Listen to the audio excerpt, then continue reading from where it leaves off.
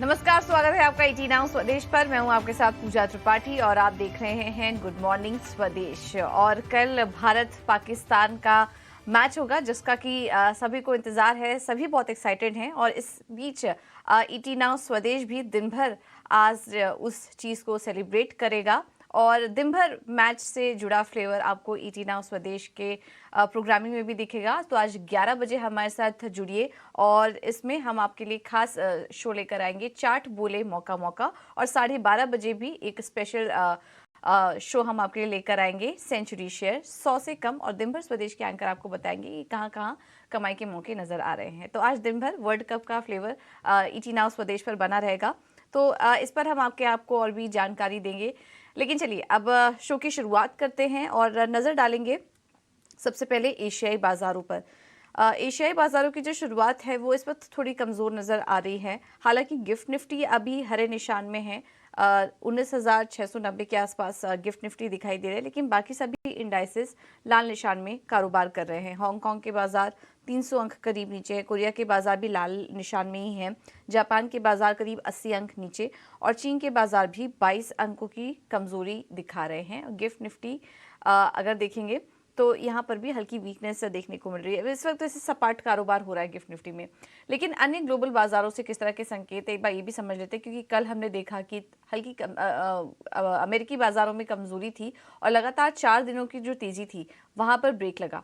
अब इसके पीछे की वजह क्या थी, किस तरीके के आंकड़े आए हैं जिसकी वजह से हमने ये दबाव देखा कल अमेरिकी बाजारों में, और बाकी दुनिया भर के बाजार, बॉन्ड मार्केट, कमोडिटी मार्केट इस वक्त कैसे नजर आ रहे हैं, इसका एक अपडेट ले लेते हैं। हमारे साथ विश्व मोहन जुड़ चुके हैं पूरा अपडेट लेकर। विश्व मोहन, गुड मॉर्निंग, बताइए। गुड मॉर्निंग पूजा। आज काफी कमजोर संकेत दिख रहे हैं, जैसा आप एशियाई बाजार गिफ्ट निफ्टी की बात कर रही थी। अगर यूएस मार्केट में कल 4 दिनों की तेजी पर ब्रेक लगा, तीनों ही इंडेक्स करीब आधे से पौन % गिरकर बंद हुए। डाउ जोन्स 174 अंक, नैस्डैक और S&P 500 में भी आधे से पौन % की गिरावट दिखी।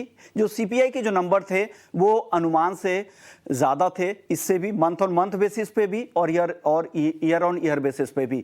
हालांकि बहुत ज्यादा अनुमान से बहुत ज्यादा नहीं बढ़े, लेकिन चिंता इस बात की है, जो स्टिकनेस दिख रही है, जो जिद्दीपन दिख रहा है महंगाई में। आप 8-9% के बाद तो तेजी से आप आ गए 5% के नीचे, उसके बाद से जिस लेवल पे टिका हुआ है वो चिंता है। कहीं हो सकता है कि रुख कहीं सख्त ना हो जाए, इसलिए बाजार चिंतित है। हालांकि अगली बैठक अब 31 अक्टूबर और 1 नवंबर को होगी। वहां पर बाजार अब तक यही अनुमान लगाकर चल रहा है कि वहां पर दरें स्थिर रहेंगी। हालांकि अब फोकस जो अमेरिकी बाजारों का होगा वो शिफ्ट होगा। अमेरिकी बाजारों का फोकस अब यहां से होगा तिमाही नतीजों पर, और कई बड़ी कंपनियों के नतीजे आज भी वहां पर आने वाले हैं, जिसमें सिटी बैंक से लेकर वेल्स फार्गो, ब्लैक रॉक जैसी कंपनियों के नतीजे आज वहां पर आने वाले हैं। यूरोप के बाजारों की बात करें तो यूके की इकोनॉमी की जो अगस्त महीने की ग्रोथ थी वो सिर्फ 0.2% की ग्रोथ थी। यूरोपियन सेंट्रल बैंक के जो मिनट जारी हुए उसमें महंगाई को लेकर वो काफी चिंतित दिख रहे हैं, ग्रोथ को लेकर चिंतित है। लेकिन जो ईसीबी के, जो यूरोपियन सेंट्रल बैंक के कई अधिकारी हैं, उन्होंने ये साफ संकेत दिए हैं कि दरें अब पीक के लेवल पे है, बहुत ज्यादा यहाँ पर बढ़ने की अब संभावना यहाँ से बहुत ही कम दिख रही है। तो ये एक अच्छी बात है। लेकिन आज और पूरा फोकस अब आगे यही रहने वाला है कि नतीजे कैसे रहेंगे, और क्योंकि नतीजों का सीजन शुरू हो चुका है तो इंडिविजुअल स्टॉक्स और उस हिसाब से बाजार चलेंगे, चाहे घरेलू बाजार हो या अमेरिकी बाजार हो। अब बात कर लेते हैं अन्य संकेतों की। तो कल यूएस 10 ईयर बॉन्ड यील्ड की बात करें तो महंगाई बढ़ने जो अनुमान से ज्यादा आने की वजह से 10 ईयर बॉन्ड यील्ड में भी तेजी दिखी थी। कच्चा तेल यूएस में स्टॉक क्रूड के बढ़े थे, उसके बावजूद कच्चे तेल में वापस से तेजी दिख रही है। कल जो तेजी आई वो हल्की वहाँ पर मुनाफा वसूली जरूर हुई, लेकिन वापस से आज तेजी दिख रही है, $86 के आसपास है। हालांकि गोल्ड में स्थिरता है, अच्छी तेजी के बाद 2.25% इस हफ्ते चलने के बाद। लेकिन इक्विटी मार्केट के लिहाज से अगर आज देखें तो काफी कमजोर ही संकेत दिख रहे हैं पूजा। कमजोर संकेत हैं, महंगाई के आंकड़ों ने मूड खराब किया, अनुमान से ज्यादा महंगाई के आंकड़े आए, जिसके बाद अब साल अंत तक ब्याज दरों में 0.25% की जो बढ़त है उसकी गुंजाइश अब बढ़ते हुए नजर आ रही है। इस वजह से हमने दबाव देखा, यील्ड्स में भी बढ़त दिखी और जिसके चलते यूएस की मार्केट में हमने कमजोरी देखी और बॉन्ड मार्केट्स और कमोडिटी मार्केट में भी उसका असर दिखा। हालांकि जैसे कि विश्व मोहन बता रहे थे कि अब नतीजों का सीजन भी शुरू हो चुका है, भारत में भी हम देख रहे हैं और यूएस मार्केट्स में भी एक एक करके अहम कुछ नतीजे आएंगे, उसका भी असर बाजार पर आगे बना रहेगा। बहुत बहुत शुक्रिया विश्व मोहन आपका ये सारी जानकारी देने के लिए। चलिए अब आगे बढ़ेंगे और अब बात कर लेते हैं एफआईज और डीआईज के आंकड़ों की। उसके बाद हम समझेंगे कि एफएनओ डेटा कैसा दिखाई दे रहा है। कैश मार्केट में एफआईएस की तरफ से लगातार बिकवाली जारी है। कल हमने जो बिकवाली देखी थी वो थोड़ी कम देखी थी, 400 करोड़ के आसपास की, लेकिन आज फिर से 1862 करोड़ की बिकवाली का आंकड़ा नजर आ रहा है एफआईएस की तरफ से। तो यहाँ पर सेलिंग प्रेशर लगातार हावी है।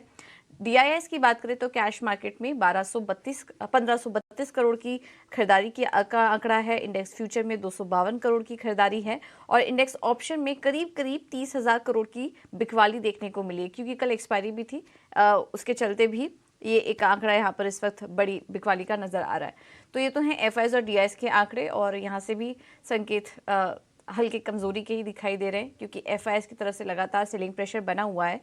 लेकिन अब इन तमाम संकेतों को देखते हुए आज निफ्टी और बैंक निफ्टी के एफएनओ डेटा क्या कह रहे हैं और कहां से सपोर्ट और रेजिस्टेंस मिल रहा है, ये सब समझ लेते हैं। हमारे साथ डिम्पी कालरा जुड़ चुके हैं फोन लाइन पर। डिम्पी, गुड मॉर्निंग, बताइए। गुड मॉर्निंग पूजा। देखिए, मार्केट अभी भी एक इन द रेंज है। हमने कल भी आपको कहा था जब तक 850 पार नहीं होगा तब तक थोड़ा मुश्किल रहेगा। निफ्टी अभी भी 850 यानी 19,850 के लिए स्ट्रगल कर रहा है। कल उसने 2 बार अटेम्प्ट किया, एक बार ओपनिंग में और एक बार क्लोजिंग में, लेकिन दोनों बार उसकी अटेम्प्ट फेल हो गई। आज टिपिकली थोड़ी आईटी कंपनीज का असर आएगा। आज यूएस का असर नहीं होगा, आज कोई क्रूड का असर नहीं होगा, डॉलर इंडेक्स का असर नहीं होगा। आज टिपिकली इन्फोसिस प्लस टीसीएस का कॉम्बो असर होगा। कल भी देखिए आईटी कंपनीज ने मार्केट का थोड़े मूड को बिगाड़ के रखा, तो उसमें थोड़ी वेटेज भी है। और अभी आप जो एफआईएस का नंबर देख रहे थे उसमें भी टिपिकली क्या होता है कि एफआईएस की ज्यादातर होल्डिंग या तो आईटी या तो बैंक के अंदर होती है। तो जब भी आईटी नहीं चलेगा तो ये बात तय है कि उस दिन एफआईएस का नंबर उतना ठीक नहीं आएगा। तो कल ऑप्शंस का डाटा भी माइनस का आया, करीब 29,000 करोड़ रुपए के आसपास था, और साथ ही कैश का डाटा भी माइनस है। तो मार्केट अभी स्टिल इन द रेंज है। मार्केट ने टीसीएस के नंबर को भी इसी रेंज में अब्जॉर्ब किया और इजराइल वाली खबर को भी इसी नंबर में रेंज का अब्जॉर्ब कर लिया। तो आज इन्फोसिस के नंबर को भी इसी रेंज में अब्जॉर्ब कर देगा। दूसरी बात यह है कि अभी फिर मार्केट के अंदर करना क्या चाहिए। देखिए, इंडाइसेस अभी ना एक रेंज में रहेंगे। अगर आपको रेंज का प्ले करना आता है तो ठीक है। जैसे 2 दिन 500 से लेकर 850 तक का मूव था। अगर आपको लग रहा है कि मैं 500, 550, 600 पे लेके मैंने 850 में माल काट दिया, इट्स गुड एनफ। इतना ही मिलेगा इस समय इंडाइसेस से, इससे बड़ा चाल अभी नहीं मिल रही। हाँ, लेकिन फिर भी डाटा इस तरह का बना हुआ है कि अगर आप थोड़ा भी लॉन्ग टर्म रखते हैं, लॉन्ग टर्म कहने का मतलब यहाँ पे कि टिल एक्सपायरी एंड तक या फिर नवंबर के 15-20 दिन तक रखते हैं, जिस तरह से डाटा पैन आउट हो रहा है, टिल्ट तो अभी भी पॉजिटिव ही है। नहीं तो इतने बड़े बड़े आंकड़े और नेगेटिव आने के बाद बाजार कहीं ना कहीं क्रैक कर देता, तो क्रैक नहीं हुआ। तो पहला पॉइंट तो ये है। दूसरा पॉइंट, अब आपके लिए सपोर्ट है 19,500 का, 19,600 वाला एरिया सपोर्ट एरिया है, जो हमने पहले भी आपको नोटिस करवाया हुआ है। 850 का रेजिस्टेंस है। कोई भी बड़ी पोजीशन 850 से पहले नहीं लेना। ऑप्शंस के अंदर अभी थोड़ा रुक जाना। आज का दिन कम से कम, आज फ्राइडे का सेशन भी है, तो ऑप्शंस में थोड़ा रुक के काम करना चाहिए, क्योंकि मंडे को फिर से गैप आउट गैप डाउन होने के चांसेस लगते हैं मार्केट में। बैंक निफ्टी के लिए इंपॉर्टेंट ये है कि बैंक निफ्टी के अंदर कल हमने थोड़ी बहुत और शॉर्ट कवरिंग आती है। देखिए, कल निफ्टी के मुकाबले बैंक निफ्टी ज्यादा ठीक था, जो कि इंडेक्स मैनेजमेंट का पार्ट होता है। अगर आप आईटी को वीक करेंगे तो बैंक को सपोर्ट ऑटोमेटिकली मिल जाता है, और एचडीएफसी से बड़ा कंटेंटर था। तो इसलिए हो सकता है थोड़ा बहुत आज फिर से बैंकिंग का अपना रोल रहे। बैंक निफ्टी को बचाने में बैंक निफ्टी का रोल अहम हो सकता है। 44,300, 44,000 एक अहम सपोर्ट है, ये ब्रेक नहीं होना चाहिए। ऑप्शंस यहाँ पर भी अवॉइड करनी चाहिए। जो पोजीशंस ले रखी है पहले उसको संभालिए। नई पोजीशंस लेने की खास कोई जल्दी नहीं करनी चाहिए। इंडाइसिस में स्टॉक स्पेसिफिक काम कर सकते हैं। कल भी आपने देखा इंडाइसिस ऊपर रेंज में थे, लेकिन स्टॉक्स में काफी अच्छा काम हुआ। तो आप इसी तरह की रणनीति रखिए आज भी। ठीक है, आज भी स्टॉक स्पेसिफिक रणनीति ही रखिए। बहुत बहुत शुक्रिया डिम्पी आपका ये पूरा अपडेट देने के लिए। तो कल भी हम देख रहे थे कि आईटी स्टॉक्स बढ़ने नहीं दे रहे थे बाजार को, और आज भी ऐसा ही कुछ देखने को मिलेगा। इन्फोसिस, एचसीएल टेक के नतीजे आए, निराश किया उनके नतीजों ने भी। इसके चलते हम देख रहे हैं इन्फोसिस का एडीआर करीब 7% टूटा, तो ये भी आज बाजार को बहुत बढ़ने नहीं देगा। हाँ, बैंक निफ्टी से सपोर्ट आ सकता है। तो इन सब के बीच इंडेक्स में ट्रेड ना करके स्टॉक स्पेसिफिक रणनीति ही अपना के चलिए, ये सलाह है आपके लिए बाजार पर। चलिए, अब बाजार में और कहाँ नजर रखनी है, किन स्टॉक्स पर ट्रेड करना है, ये भी एक बार समझ लेते हैं। हमारे साथ आदित्य अग्रवाल जुड़ चुके हैं फोन लाइन पर। Aditya, thank you so much ET now स्वदेश को समय देने के लिए। कैसे ट्रेड करें आज मार्केट में और स्टॉक स्पेसिफिक रणनीति क्या अपनाएं? गुड मॉर्निंग पूजा, शो पे बुलाने के लिए शुक्रिया। मार्केट थोड़ा ओवरबॉट हो रखा था, इसका इंडिकेशन हमें कल ही आ रहा था कि मार्केट में थोड़ी प्रॉफिट बुकिंग आ सकती है। आज एक बड़ा गैप डाउन देखने मिल रहा है हमें, और वो जो गैप एरिया था पूजा, कहीं ना कहीं वो कवर होता हुआ दिखेगा आज हमको। तो नीचे की तरफ 19,650, 19,600 बहुत ही इंपॉर्टेंट सपोर्ट रहेंगे अब आज के गैप डाउन के बाद। अगर ये सपोर्ट होल्ड करते हैं और first half of the trading session में अगर ये ब्रेक नहीं होता है तो फिर हम एक फ्रेश शॉर्ट कवरिंग देख सकते हैं मार्केट में आते हुए, और ऊपर की तरफ वापस एक बार इंडेक्स 19,800 की तरफ जाने की कोशिश करेगा, तो वहाँ पे एक लॉन्ग ट्रेड हम ले सकते हैं गैप डाउन होने के बाद। मुझे बहुत ज़्यादा मार्केट में वीकनेस नहीं आते हुए दिख रही है। एक रेंज अभी भी वही बना हुआ है मार्केट में पूजा, नीचे की तरफ 19,500, ऊपर 19,800, ये रेंज इंटैक्ट है अभी भी। तो अगर गैप डाउन होता है और 19,600 होल्ड करता है निफ्टी, तो वहाँ पे हम एक लॉन्ग ट्रेड लेने की सोच सकते हैं। 19,800 के टारगेट के लिए स्टॉप लॉस लगाए 19,500, 550 का। और सेम बैंक निफ्टी में भी अगर हमें एक अच्छी खासी गैप डाउन ओपन देखने मिलती है, 44,400 का एक बहुत अच्छा सपोर्ट है, अगर वो होल्ड करता है बैंक निफ्टी, तो फिर एक बार वापस से वहाँ पे भी एक लॉन्ग ट्रेड लेने का देख सकते हैं। और ऊपर अगेन 44,800, 45,000 का एक हर्डल रहेगा। तो ओवरऑल मुझे लग रहा है मार्केट रेंज बाउंड रहना चाहिए। इस गैप डाउन ओपन के बाद बहुत ज्यादा सेलिंग प्रेशर हमें देखने नहीं मिल सकता है। उसी के सामने अगर हम स्टॉक स्पेसिफिक देखें तो काफी एक्टिविटी है पूजा, तो इसलिए 2 बाई ट्रेड सजेस्ट करना चाहूंगा। थोड़ा सा कॉशियस रहना चाहिए, लेकिन मार्केट्स में मोमेंटम अभी बना हुआ है। पहला ट्रेड रहेगा MFSL का। स्टॉक एक अच्छा खासा ब्रेकआउट दिखाया है, करंट लेवल्स पे खरीदारी करे, टारगेट रहेगा 960, स्टॉप लॉस लगाए 900 रुपए का। और सेकंड स्टॉक मीडिया में से है जी एंटरटेनमेंट, काफी अच्छा परफॉर्मेंस दिखा रहे हैं सारे मीडिया स्टॉक्स, और मुझे लग रहा है मोमेंटम कंटिन्यू होना चाहिए। तो वी में खरीदारी करे, टारगेट रहेगा 286 का, स्टॉप लॉस लगाए 250 का। थैंक यू आदित्य, ये रणनीति सुझाने के लिए। तो मार्केट के लिए 19,500 से 19,800 ये एक रेंज है, इस रेंज को आप प्ले कर सकते हैं। अगर नीचे खुले थोड़ा बाजार 19,600 के पास, तब आप लॉन्ग करके चलिए। तो इस रेंज को आप प्ले कर सकते हैं, तो ही ट्रेड करिए, अदरवाइज छोड़ दीजिए। स्टॉक स्पेसिफिक आइडियाज हम आपको दे रहे हैं, जी एंटरटेनमेंट, मैक्स फाइनेंशियल सर्विसेज, ये अच्छा लग रहा है ट्रेड के लिए। आगे कुछ और भी आइडियाज आपके सामने रखेंगे, लेकिन अब बात करते हैं खबरों वाले शेयर्स की। और कल बाजार बंद होने के बाद काफ़ी सारे अहम नतीजे आए, स्पेशली IT कंपनियों के। शरद हमारे साथ जुड़ चुके हैं मुंबई स्टूडियो से पूरा अपडेट लेकर। शरद, गुड मॉर्निंग। बताइए, सबसे पहले तो नतीजों की बात करिए, कौन कौन से नंबर्स आए? गुड मॉर्निंग पूजा। तो सबसे पहले ऑफ कोर्स 2 बड़े दिग्गज नंबर्स हैं, वो है इन्फोसिस और दूसरा है आपका HCL टेक। अब ये दोनों जो है TCS रिजल्ट्स के बाद जो है ऑफ कोर्स TCS के रिजल्ट्स भी थोड़े वीक देखने मिले थे, बट यहाँ पे जो है हमने देखा गया कि जो CC ग्रोथ है, ये जो आंकड़े आए हैं ओवरऑल, तो दोनों कंपनीज़ के नंबर्स मिक्स देखने मिले। लेकिन जो सबसे इंपॉर्टेंट बात होती है वो होती है गाइडेंस कट। इसका मतलब आगे जाते हुए जो डिमांड है वो थोड़ी कम हो रही है, और ग्लोबल जो डिस्क्रिशनरी स्पेंड हो रही है उसमें भी गिरावट देखने मिल रहा है। तो इंपॉर्टेंट बात मैं बता दूं कि इन्फोसिस की तो ओवरऑल जो है आप कह सकते हैं नंबर्स देखें तो वो ऑलमोस्ट मिक्स थे, लेकिन जो कमेंट्री आई है जहाँ पे रेवेन्यू गाइडेंस घटाया, पहले जो था 1 से 3.5% तक था, अब जो अपर एंड ऑफ गाइडेंस को घटा दिया है 2.5% कर दिया। और ऑफकोर्स इस साल जो है मैनेजमेंट का कहना है कि वो हायरिंग नहीं करने वाले हैं कैंपसेस, तो ये बहुत बड़ा इंपॉर्टेंट पॉइंट है। और HCL टेक के बारे में बात करें तो यहाँ पे भी कट इन गाइडेंस आए। अगर देखें तो ओवरऑल नंबर्स तो वो जो थे रेवेन्यू इनलाइन थी, और पैट और मार्जिन्स में तो एक इम्प्रूवमेंट भी आया था, एस्टिमेट को बीट किया था। लेकिन जो FY24 का रेवेन्यू गाइडेंस है उसको जो है अभी कट कर दिया। पहले 6 से 8% तक का ग्रोथ का अनुमान था, अब जो है 4 से लेके 5% कर दिया है। तो इन स्टॉक्स को ज़रूर आप अपने रडार में रखिएगा। और इन्फोसिस के ADR है जो ट्रेडिंग आज के बाद चलती है ग्लोबली, तो वहाँ पे भी 6.5% का गिरावट देखने मिला है। तो इन स्टॉक्स पे जो है नेगेटिव रिएक्शन देखने मिल सकता है। अब वहीं अगर बात करें ब्रोकिंग रिलेटेड स्टॉक्स की, तो बहुत शानदार परफॉर्मेंस आई है। एंजल वन के स्ट्रॉन्ग नंबर्स आए हैं QOQ नंबर्स पे, उनके ऑपरेशनल आंकड़े भी बहुत स्ट्रॉन्ग आए हैं। वहीं अगर आनंद राठी की बात करें तो largely inline set of numbers आए QOQ बेसिस पे, लेकिन सबसे इंपॉर्टेंट बात क्या है, उन्होंने अपनी गाइडेंस बढ़ा दी है। AUM गाइडेंस को बढ़ा दिया 47,000 करोड़ से 50,000 करोड़ के ऊपर तक। और अगर पैट गाइडेंस के बारे में बात करें तो वित्त साल 2024 के लिए जो है 224 से बढ़ा के 720 करोड़ कर दिया। तो ये बहुत बड़ा गाइडेंस जो है इंक्रीज़ किया गया। तो एक साइड IT में प्रेशर देखने मिलेगा, और दूसरी साइड ब्रोकिंग रिलेटेड स्टॉक्स में जो है बहुत एक अच्छी तेज़ी देखने मिल सकती है।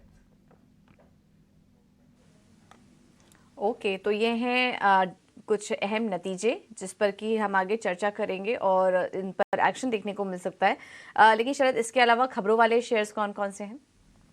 जी बिल्कुल, फार्मा स्पेस से दिग्गज प्लेयर्स डॉक्टर रेड्डीज को 9 ऑब्जर्वेशन फॉर्म 483 वाले US FDA आए हैं उनके हैदराबाद के प्लान को लेकर। अब इसके कारण क्या हो सकता है कि नेगेटिव इम्पैक्ट देखने मिल सकता है कि ऑब्जर्वेशन ज़्यादा आए हैं। एम्फोसिस जो है Salesforce partner sonic partners को जो है ऑलमोस्ट 1000 करोड़ के ऊपर के डील से एक्वायर किया गया है। लुपिन को एक अप्रूवल आया यूएस एफडीए द्वारा, जहां पर वो calcium related oral solution tablets की जो है सेलिंग कर सकते हैं। एवलॉन टेक भी ज़रूर फोकस में रखिएगा। अब लॉक इन पीरियड खुल रहा है, लगभग 50% इक्विटी जो है सप्लाई आ सकती है। पीवीआर आइनॉक्स भी आज फोकस में रहेगा। और नेशनल सिनेमा डे है आज नेशनल सिनेमा डे में जो है सारे मूवी टिकट्स प्राइस जो है उसको 99 रुपीज़ में रखा गया है, 99 रुपये में। तो यहाँ पे हमने सब चेक किया तो पता चला कि सब ऑलमोस्ट बुकिंग हो चुकी है मेट्रो सिटीज़ में। तो बहुत एक इंटरेस्टिंग चीज़ है जिसमें आप देखें ज़रूर। स्टर्लिंग विल्सन रिन्यूएबल एनर्जी भी फोकस रहेगा, क्योंकि उनकी बोर्ड मीटिंग जो कल होने वाली थी Q2 रिजल्ट्स की, वो कैंसिल हो गई है। हाल ही में 2 दिन पहले उन्होंने जो है अपनी डेट रीपेमेंट में भी जो है डिफ़ॉल्ट थोड़ी सी की थी, जहाँ पे पेमेंट पूरी तरह नहीं गई थी सितंबर के महीने में।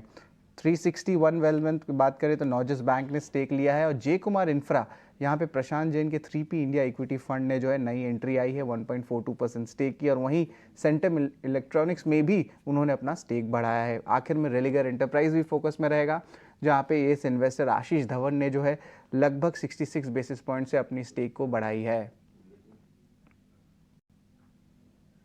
थैंक यू शरद, ये सारी इन सारी खबरों के लिए, और इसका इम्पैक्ट भी आगे हम देखेंगे इन तमाम स्टॉक्स पर। बहुत बहुत शुक्रिया आपका। चलिए अब आगे बढ़ेंगे और क्विकली बात कर लेते हैं ब्रोकरेज रिपोर्ट की। इन नतीजों पर और खबरों पर ढेर सारी रिपोर्ट्स भी आ रही हैं। वामाक्षी हमारे साथ जुड़ चुकी हैं। वामाक्षी बताइए।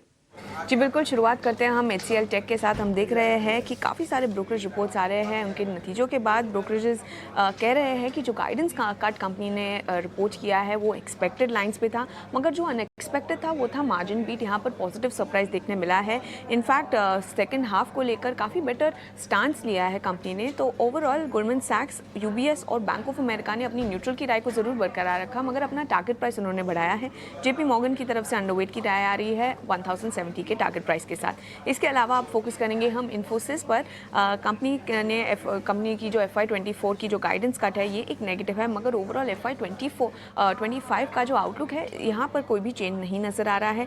काफ़ी मजबूत डील विंस के चलते FY25 के ग्रोथ पर कंफर्ट नजर आ रहा है। नियर टर्म थोड़ा वीक हो सकता है, मगर लॉन्ग टर्म में पोटेंशियली स्ट्रॉन्गर परफॉर्मेंस कंपनी की तरफ से एक्सपेक्टेड है। तो ऑल इन ऑल गोल्डमैन सैक्स और जेफरीज की तरफ से खरीदारी की राय आ रही है, और JP मॉर्गन और बैंक ऑफ अमेरिका ने अपनी न्यूट्रल की राय को बरकरार रखा है।